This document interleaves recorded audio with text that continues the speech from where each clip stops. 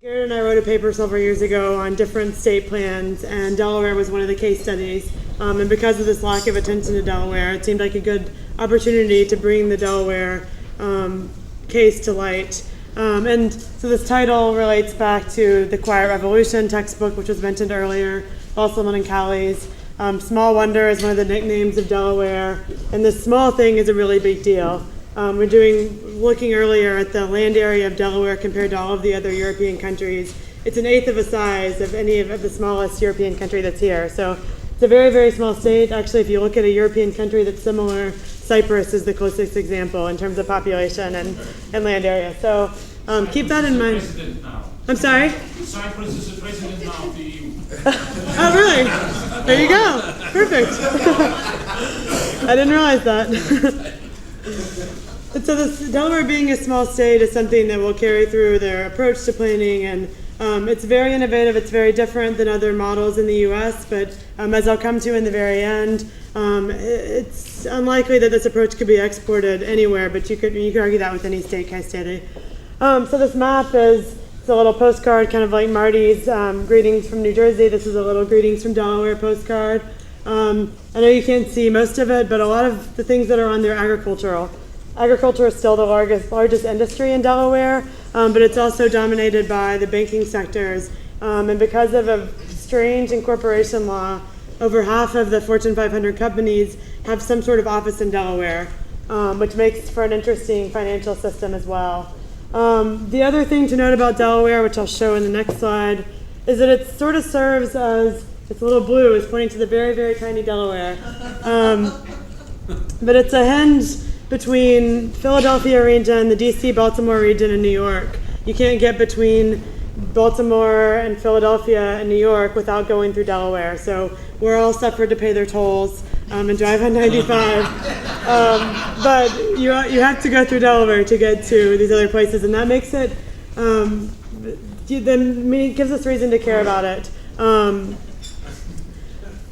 So Delaware is also, beyond the small wonder, they're also the first state. They're the first ones to sign the Constitution, one of the original colonies. Again, it's this hinge in between Maryland, New Jersey, and Pennsylvania. And so Delaware also offers a sandwich in between two other states that we're learning about. But the approaches of Maryland and New Jersey are very different from what's going on in Delaware. And as you'll see, the story that I'm telling about Delaware is a little bit more positive than what you heard Marty talk about earlier about New Jersey, and perhaps more positive than what Garrett will say tomorrow about Maryland. Sneak preview. So Delaware is, in terms of other indicators, it's the 48th or 49th smallest state in land area, about 2,000 square miles. And it's the 46th smallest in population, has less than 1 million people, but it's the 8th largest in population density. And so while it doesn't have the same issues as New Jersey in terms of being a completely suburbanized, intensive state, it is fairly dense for such a small state, which brings challenges. There's other demographic factors I'm not going to discuss in great detail, but it is seen as the retiring hub for many people in the Northeast because the tax system facilitates, makes it a very friendly environment for retirees as well, which is bringing some challenges in terms of state planning. So the key things, I've gotten into some of this already. The other, besides the small and dense aspects, which are key to the story about Delaware, there's also only 3 counties in Delaware. There are only 57 municipalities, so there's a very small number of local governments. Unlike New Jersey, where we have 566 municipalities, it's a very small number of people. And something that we've heard discussed as well today is this politics is local. And so by being in such a small state, where you only have 3 county planning directors and 57 municipalities, it's a lot easier to know your people and get along and talk to them and such. And that's something that is really important in the Delaware story. And this last point about the infrastructure provision, Delaware is very unique from all other U.S. states, to my knowledge, in that they pay for a large percentage of infrastructure. So it's not municipal governments that are funding the infrastructure, it's the state government. And that has been the motivation for the state planning in general in Delaware. So they're able to say that make the argument that we all know about the U.S., that land use is a local issue, but they can say, but the state's paying for the infrastructure, so we have reason to care about this and be involved. So some of the brief stats, they pay for 90% of the roads, 70-80% of the schools, 60 to 100% of capital education facilities, so building the buildings themselves, 90% of school transport, and are also involved in the paratransit and paramedics as well. So the state itself is paying for a lot of this infrastructure, which is the reason for involvement in state planning. In terms of the governance structure, it's a state where comprehensive plans are required. This emerged after Delaware is a state that's had a long history of planning, but the modern era of state planning arguably began in the late 80s, early 90s. Comp plans were sort of restructured in the late 80s in terms of the elements that needed to be included in this review process. So local governments have to complete comprehensive plans. These plans are reviewed and certified by the state, which is something that is unique in the U.S. context and gives a strong authority, as I'll get into when I talk about the vertical and horizontal structure of planning. There's also what we refer to as a development of regional impact process in other states in the U.S. as well, this thing called the PLUS process, which is the preliminary land use service, where projects of a certain magnitude are automatically reviewed by this agency that includes representatives from several state agencies, which provide feedback on the plans.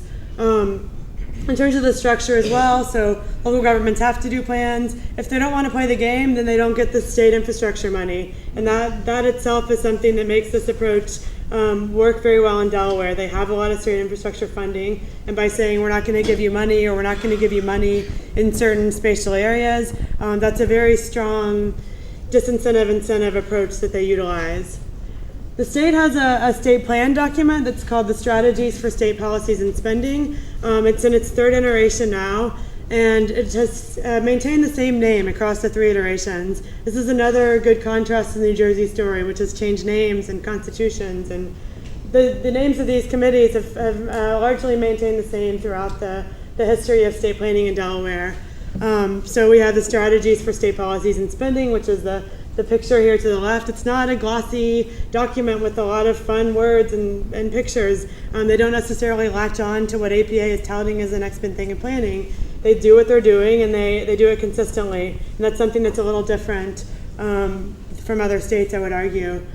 So they have this Office of State Planning Coordination, which my discussant, Constance Holland, who heads up. It's a very small agency. They only have 8 staff members, but they do a tremendous amount of work in terms of reviewing the state plans, providing comments, preparing the state document.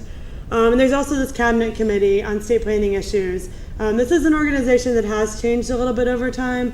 It was at one time more like the commission in New Jersey, which included stakeholders as well as state agency representatives. That organization was recently abolished and became the cabinet committee. So it's an organization of the cabinet secretaries that have something to do with land use, so transportation, environmental resources, planning, and so on and so forth.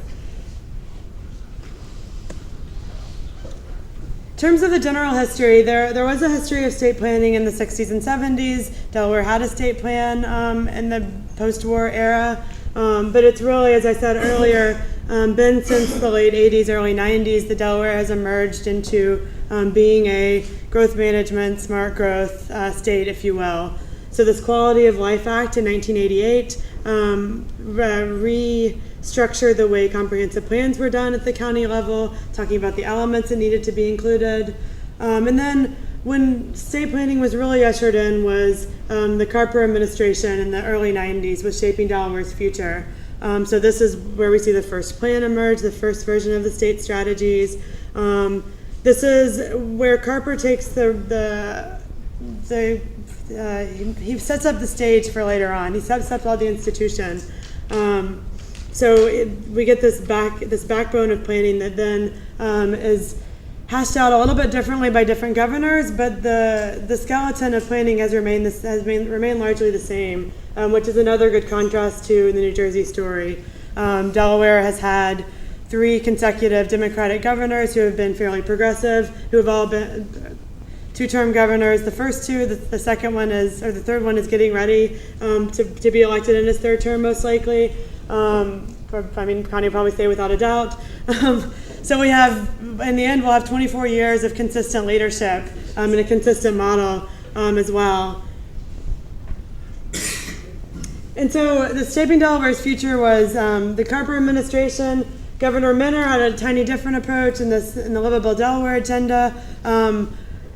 While each governor has maintained the structure, they've had slightly different emphases, which have related to the national economy. Carper was more about tying infrastructure in with planning, while Minner was more focused on growth control. And then the current governor, Markell, has taken more of a economic development, sustainable development approach. So each of these three governors has had their own state plan as well, but they have not varied dramatically. The state plan uses this map that's called the investment levels. They have three strategy levels 1 through 4. Rather than saying we have growth and conservation levels, they avoid using terminology and just say 1 through 4. Different types of money is spent in each of these different categories. So the dark red that you see on the map are more urban areas, and so we want to focus revitalization spending there. While the white areas are level 4, which are places that we want to conserve. So we focus land conservation funding there. These gray areas are out of play areas. So they use this, it's a very different approach than other places. The other thing to note on the vertical implementation side is that while New Jersey has this cross-acceptance process, the Delaware approach arguably does the same thing. They have this bidirectional effort of the state plan being based on the local plans and the local plan being based on the state plan, but they don't call it that. And the negotiation happens quite differently than the New Jersey model. As I said before, there's a certification in terms of vertical tools. There's a certification of local plans. There's a review of certain projects, and the state funding. The big tool here is that the state funding is contingent upon certification. The state has only once had to say we're holding money back from you, and as Connie argues, this is enough to make the other governments comply. In terms of horizontal implementation, while vertical implementation has gradually evolved and changed over time, horizontal has changed a little bit, but you can't necessarily put your finger on it and say that it's evolved. It's just changed a little bit under different governors. The state plan is supposed to guide policy making, but the terminology is a little bit looser in terms of how this plan impacts other state agencies. State agency spending plans are developed and reviewed, which are supposed to be consistent with this plan. And again, we talked about this cabinet committee on state planning issues, and agencies also working together in the PLUS process and having input into the plan. No. Okay.